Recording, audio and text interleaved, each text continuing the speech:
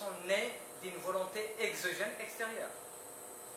Donc on a créé les frontières, les gens s'amusent toujours à voir que tel général a discuté avec tel général, ils ne connaissent ni l'histoire locale, ce n'est pas leurs affaires, en fonction de la route. Ah, mais c'était l'Express Orient, donc on n'a pas créé, donc vous allez un peu quand même laisser les frontières ici pour que notre train reste juste là. Et on va créer notre frontière entre cet État et là, parce que nous, on a un petit intérêt ici, il y a une mine là, qu'on a déjà commencé à exploiter, etc. Donc c'est ces découpages, si vous voulez, assez factices et extérieurs aux entités, qui sera fondateur des États postcoloniaux, comme vous le savez. Donc on aboutit à deux éléments.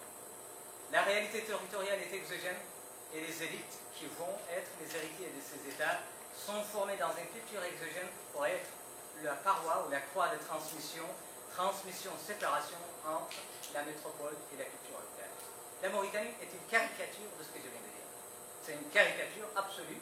C'est le modèle le plus archétypique de ce qu'on peut appeler l'État postcolonial. Donc c'est un effet, l'effet absolu. J'ai 1000 fois raconté cette anecdote qu'un jour un coopérant français m'a raconté sur comment on a créé les frontières de la Mauritanie. C'est-à-dire, peu importe si elle est vraie, authentique, mais elle dit ce qu'elle dit. C'est un jour, M. Afrique, c'est qu'on appelait M. Afrique, il est mort il y a 5 ou 6 ans, M. Focard, qui n'était pas en bon terme avec Charles de Gaulle, mais qui savait lequel Charles de Gaulle savait qu'il connaissait très bien l'Afrique. Et donc, on ne savait pas quoi faire de ce Sahara. Et il y avait le projet du Grand Sahara, et puis après, il y a eu le projet de la Fédération malienne, donc on voulait donner une partie du Sahara à la Fédération malienne, tout en conservant la partie sur les essais nucléaires, qui est aussi de ce qui s'appellera plus tard l'Algérie. Donc, finalement, que fait-on? Et finalement, on a dit, finalement, on va créer un pays à part, et on va reviser le projet de cet homme un peu étrange, de ce petit, celui qu'on appelait le petit aventurier corse, c'est-à-dire Xavier Coppolani, qui disait « Moi, la Mauritanie romaine, elle est perdue, c'est le Maroc, l'Algérie, etc. Je vais créer la nouvelle Mauritanie. » C'est-à-dire celle qui deviendra la nouvelle Mauritanie, la Mauritanie moderne, c'est celle où moi je vais. Et puis il a été assassiné, comme vous le savez, en 1905. Donc cet aventurier corse, il avait ce petit projet, on va le faire revivre. Donc antérieurement au colonel Gouraud, c'est lui qui deviendra général plus tard. Et évidemment, Charles de Gaulle, qui ne connaissait pas très bien l'Afrique, avait des doutes sur ce projet. Donc, dit-on, un jour, il convoque pour Focard et il lui dit « Qu'est-ce que vous avez fait ?» Alors, j'ai dessiné les frontières de ce pays. Alors, il a dessiné tous les autres, vous imaginez bien. Et sur la Mauritanie, il dit « Et cette chose est-elle sérieuse, maître Focard ?» Et Focard répond « En tout cas, l'expérience vaut la peine d'être tentée. » Alors, de Gaulle qui répond « Tentons-la. » C'est ainsi que les frontières sont parties. Tentons-la. C'est vraiment le mot-clé, le mot magique. Pas plus important que cela. C'est frustrant pour nous, génération postcoloniale.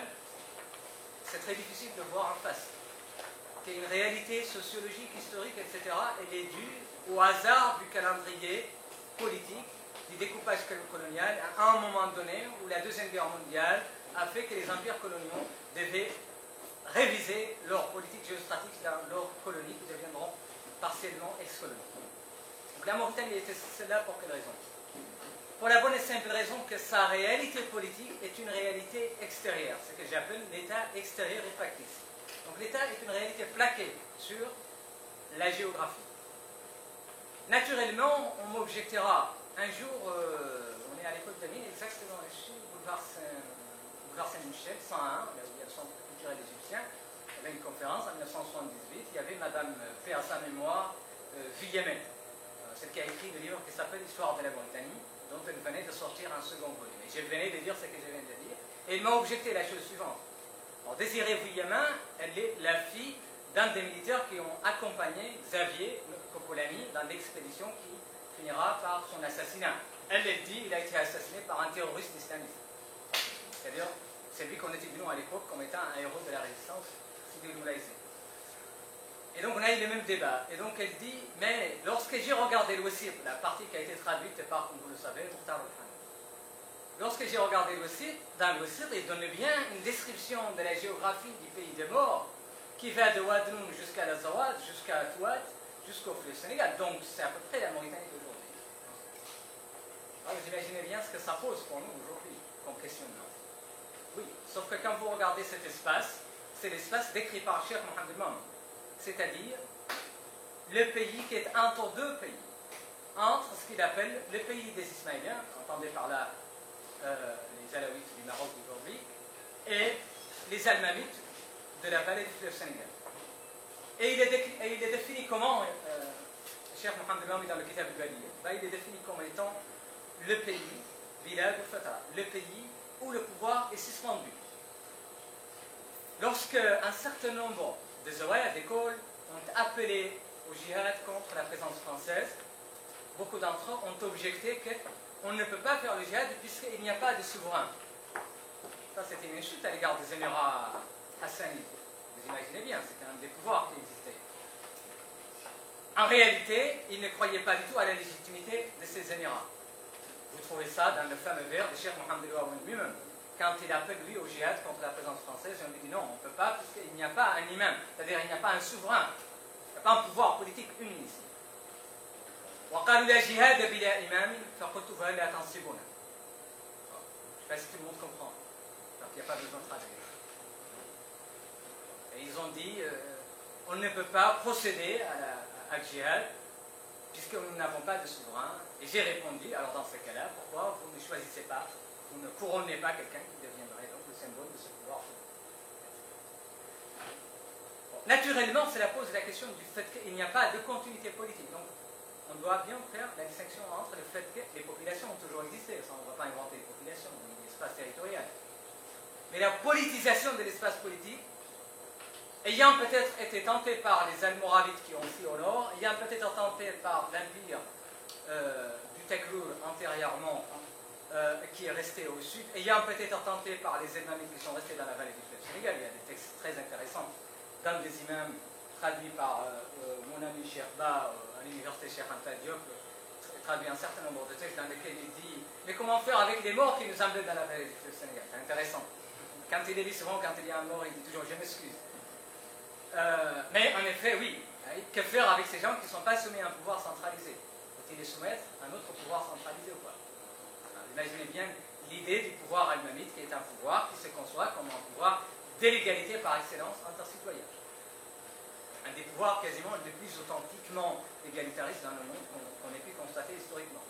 Or, ce sont des tentatives qui ont tous échoué, y compris la tentative des Émirats. C'est que l'État tampon créé par la France dans ce que la géographie appelle le Sahara occidental, je ne parle pas du Sahara espagnol, c'est-à-dire la Mauritanie d'aujourd'hui.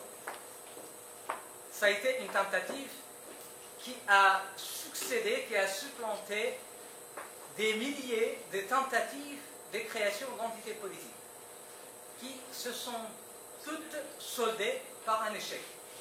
Pour deux raisons principales probablement, et on s'arrêtera là. Ces deux raisons sont d'abord les caractéristiques territoriales. Quand vous le regardez, généralement, en sciences politiques, on insiste beaucoup sur l'urbanisme et les qualités territoriales. La topographie est extrêmement large et est extrêmement peu hospitalière. Donc, c'est une population peu dense sur un territoire énorme. Et puis, deuxièmement, à l'époque moderne, ce qui a permis à des espaces territoriaux qui ont eu du mal à être centralisés historiquement, cela a consisté essentiellement dans un certain nombre de découvertes économiques dont on ne connaît pas absolument la durée. C'est ce que notre très cher ami fait à sa mémoire, Abdurrahman Mounif, a appelé les cités du sel, ou de l'Udmel. Donc ce sont des cités créées ex nihilo en plein désert, comme aux Émirats Arabes Unis, au Qatar, par le biais de la transmutation pétrolière. La Mauritanie a échappé pour l'instant à ce destin heureux ou malheureux. Et ce sont ces circonstances qui ont permis, au désert du Nevada aux États-Unis au nord, à un certain nombre de pays de la plaine de la steppe asiatique et au Sahara asiatique, c'est-à-dire à l'Arabie Saoudite, pays voisins, à construire des États peut-être provisoirement. Et ce sont des États qui se caractérisent, comme vous le savez toujours, par une grande dépendance vis-à-vis de l'extérieur. C'est-à-dire que l'économie est une économie de rente qui dépend complètement des fonctionnements hégémoniques du marché international et de ses tenants politiques. La Mauritanie a échappé à cela. Et donc pour l'instant, elle reste à la fois la réceptrice des avantages liés au fait qu'elle n'est pas incorporée de ce point de vue-là dans l'économie internationale. Ça confère une liberté relative, il faut l'admettre. Elle ne dépend pas des régimes politiques. Elle est naturelle, elle est pour des raisons économiques.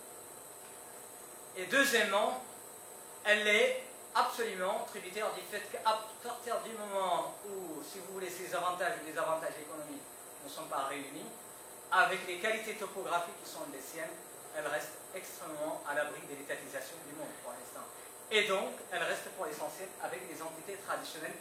Et toute la construction à laquelle nous avons assisté, c'est cet élément extérieur et factice que nous appelons l'État, qui a tenté de réinvestir les entités locales. Et donc, ce n'est pas la tribu dans l'État, c'est le réinvestissement des entités traditionnelles au sein de l'État. Ce n'est pas du tout les familles élargies antérieures à l'État dans leur fonctionnement normal antérieur à l'État. C'est le réinvestissement de ces éléments dans le cadre d'un État, si vous voulez, caricatural, ce qu'on appelait à l'époque l'État squelette, c'est-à-dire l'État gendarme uniquement, qui n'a pas d'autres fonctions, qui ne peut pas avoir d'autres fonctions économiques. Et donc, qui pour subvenir à ces manquements, on fait appel à des entités traditionnelles qui les supplantent. Et pour qu'ils les supplantent et pour qu'ils aient sa légitimité, en effet, il les réinvestit des nouvelles missions qui n'étaient pas la leur antérieurement. C'est cette contradiction-là que je peux résumer par la contradiction État-nation, qui est évidemment renforcée et caricaturée à l'extrême de la Mauritanie. Je vous remercie.